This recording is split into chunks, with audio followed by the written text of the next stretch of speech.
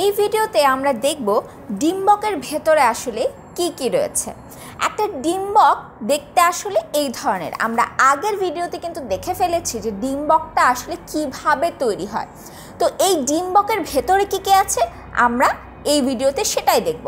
এখানে দেখো, এই যে বাহিরের অংশটা অবশ্যই সেটা এক ধরনের আবরণী, এবং এর আগের ভিডিওতেও বলেছিলাম সেটা আবরণী টিস্যু দিয়ে তৈরি।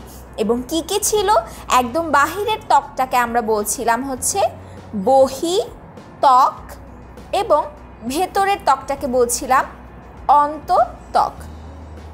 এবং খেয়াল করে দেখো, এই বহিত্বক আর অন্তত্বক কিন্তু এই জায়গাটাতে মিলিত হচ্ছে না। তার মানে এই জায়গাটা অবশ্যই একটা ছোট ছিদ্র তৈরি হবে।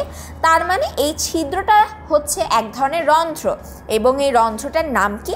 এর নাম হচ্ছে ডিম্বক রন্ধ্র।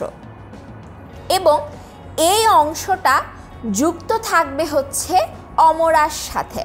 তার মানে এটা হচ্ছে একটা ডিম্বকের বেস হিসেবে কাজ করছে, এবং এটাকে আমরা বলছি ডিম্বক নাড়ি। এই জায়গাটাকে আমরা বলি ডিম্বক নাড়ি। এবং এই যে অংশটা রয়েছে, এই অংশটাকে আমরা বলি হচ্ছে ডিম্বক নাভি। এখন ডিম্বক নাড়ির পরে পাচ্ছি ডিম্বক নাভি।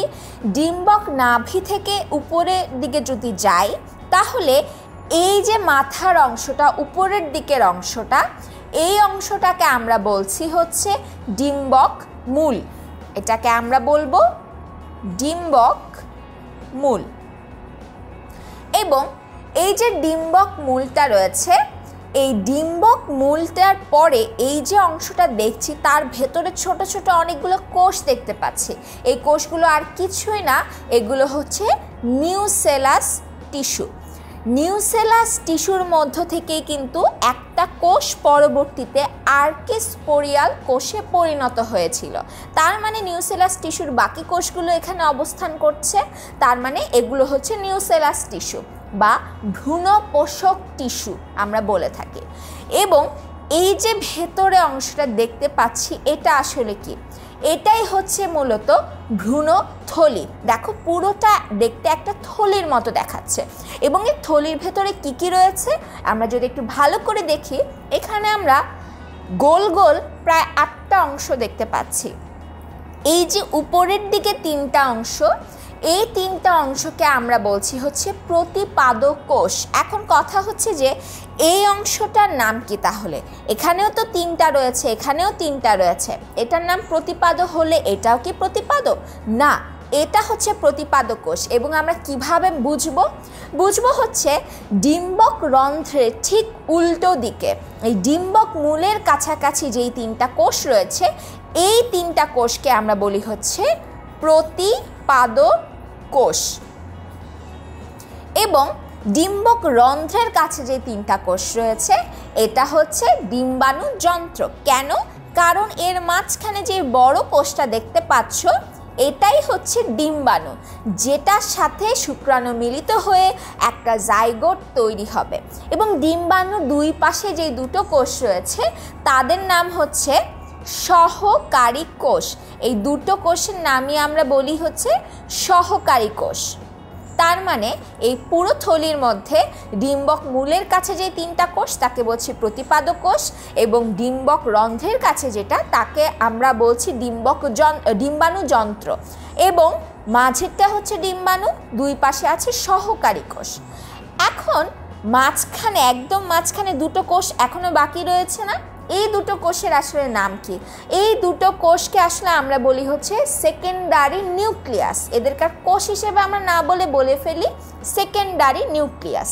তার মানে এই 2টোকে আমরা বলছি সেকেন্ডারি নিউক্লিয়াস। একটা পরিণত ডিম্বকের ভেতরে আমরা যদি সেটাকে এভাবে কেটে দেখি, তাহলে আমরা এই অংশগুলো কিন্তু অবশ্যই পাবো। এবং দেখো, এই পাশে আমি 4টা ছবি এঁকে রেখেছি। এই 4টা ছবি কি দেখতে এই ডিম্বকটার মতন না? এই ছবিটার সাথে এই ছবিটার কিন্তু একদম মিল দেখা যাচ্ছে, কিন্তু এটাকে মনে হচ্ছে এই জিনিসটা একটু যদি বাঁকা হতো তাহলে দেখতে এরকম লাগতো, এই জিনিসটা মনে হচ্ছে এটার মাথাটা যদি উপরে থাকতো তাহলে এরকম লাগতো, তাই না? তার মানে হচ্ছে এগুলো সবগুলোই আসলে ডিম্বক। তো এই সবগুলো ডিম্বকের আসলে এরকম আলাদা আলাদা গঠন কেন? বিভিন্ন উদ্ভিদে বিভিন্ন ধরনের গঠনের ডিম্বক আসলে আমরা দেখতে পাই। এখন আমরা দেখব কোন ডিম্বকটার কি নাম। আমরা যদি নামগুলাকে একটু দেখি, নামগুলোর মধ্যে দেখতে পাবো যে এটার ক্ষেত্রে এটার মাথাটা একদম উঁচুতে, মাথা বা এটাকে আমরা যদি ডিম্বক রন্ধ্রের কথাটা বলি, ডিম্বক রন্ধ্রটা হচ্ছে উপরের দিকে, তো এ কারণে এটাকে আমরা বলি হচ্ছে ঊর্ধ্বমুখী।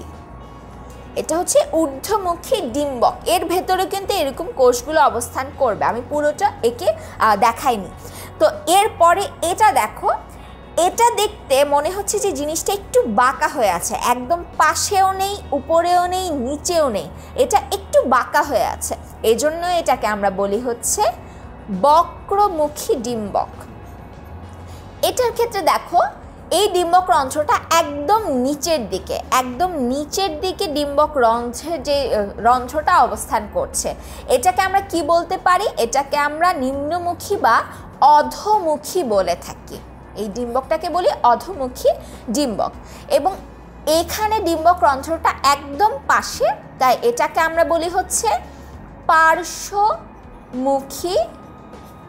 ডিম্বক। এখন বিভিন্ন উদ্ভিদের ক্ষেত্রে আসলে আমরা বিভিন্ন ধরনের ডিম্বক দেখতে পাই। কোন কোন ক্ষেত্রে দেখতে পাই?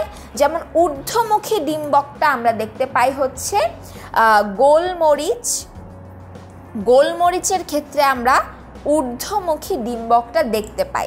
পানের ক্ষেত্রেও আমরা এটা দেখতে পাই। এরপরে আসি হচ্ছে অধোমুখী বা নিম্নমুখী ডিম্বকের ক্ষেত্রে। নিম্নমুখী ডিম্বকের ক্ষেত্রে যেহেতু এটা রন্ধ্রটা নিচের দিকে থাকবে এবং এটা খুব বেশি কমন, অনেকগুলো উদ্ভিদেই দেখা যায়, সাধারণত আমরা যে কোনো একটা চিত্র আঁকলে অধোমুখীটাই এঁকে থাকি। এটা কোথায় কোথায় দেখতে পাই? এটা আমরা শিম জাতীয় উদ্ভিদে দেখতে পাই, ছোলাতে আমরা দেখতে পাই। আমরা খুব সহজ করে মনে রাখার জন্য দুটো করে উদাহরণ মনে রাখব। বক্রমুখীটা কোথায় দেখি? বক্রমুখী দেখতে পাই হচ্ছে সরিষা উদ্ভিদে। সরিষার মধ্যে যেই ডিম্বকটা থাকে সেটা এরকম বক্রমুখী হয়। এবং পার্শ্বমুখীটা দেখতে পাই হচ্ছে পপি উদ্ভিদে। একই সাথে আমরা এটাকে ক্ষুদিপানা উদ্ভিদেও দেখতে পাই। ক্ষুদিপানা হচ্ছে একটা জলজ উদ্ভিদ, পানির মধ্যে আমরা এই উদ্ভিদটাকে দেখতে পাই।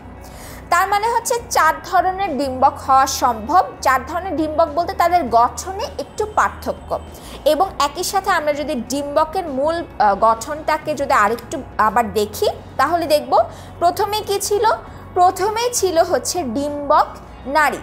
ডিম্বক নাড়িকে ইংলিশে বলা হয় হচ্ছে ফিউনিকুলাস। ফিউনিকুলাস হচ্ছে ডিম্বক নাড়ি এবং এই জিনিসটা কার সাথে যুক্ত? ডিম্বক নাভির সাথে যুক্ত।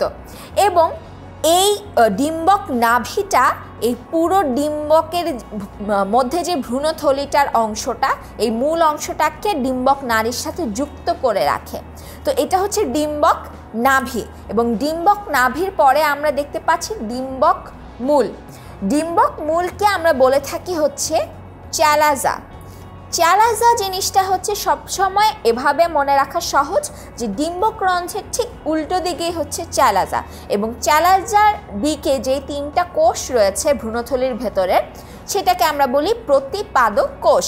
এবং ডিম্বক রন্ধ্রের দিকে যে 3টা কোষ থাকে ভ্রূণথলির ভেতরে সেটা হচ্ছে ডিম্বাণু যন্ত্র। এটাকে আমরা বলতে পারি ডিম্বাণু যন্ত্র বা ইংলিশে বলে এগ অ্যাপারেটাস। তার মধ্যে মাঝের কোষটা হচ্ছে ডিম্বাণু এবং তার দুই পাশে 2টা সহকারী কোষ থাকে। এবং একদম মাঝখানে এই ভ্রূণথলিটার ঠিক মাঝখানে 2টো কোষ রয়েছে, তাদেরকে আমরা বলছি সেকেন্ডারি নিউক্লিয়াস। এবং এই ভ্রূণথলির চারপাশে অসংখ্য কোষ রয়েছে, তার মানে একটা টিস্যু রয়েছে, তারা হচ্ছে নিউসেলাস টিস্যু বা ভ্রূণ পোষক টিস্যু। এবং একই সাথে আমরা দেখতে পাচ্ছি ত্বক যেটা রয়েছে সেটা 2 ধরনের, একটা হচ্ছে বহিত্বক এবং একটা হচ্ছে অন্তত্বক। ডিম্বক রন্ধ্রের জায়গাটায় বহিত্বক আর অন্তত্বক একসাথে মিলিত হচ্ছে না, এই জায়গাটা ফাঁকা অবস্থায় থাকছে। তো এটাই ছিল হচ্ছে ডিম্বকের গঠন এবং বিভিন্ন ধরনের ডিম্বক দেখতে আসলে কীরকম হতে পারে বিভিন্ন উদ্ভিদে।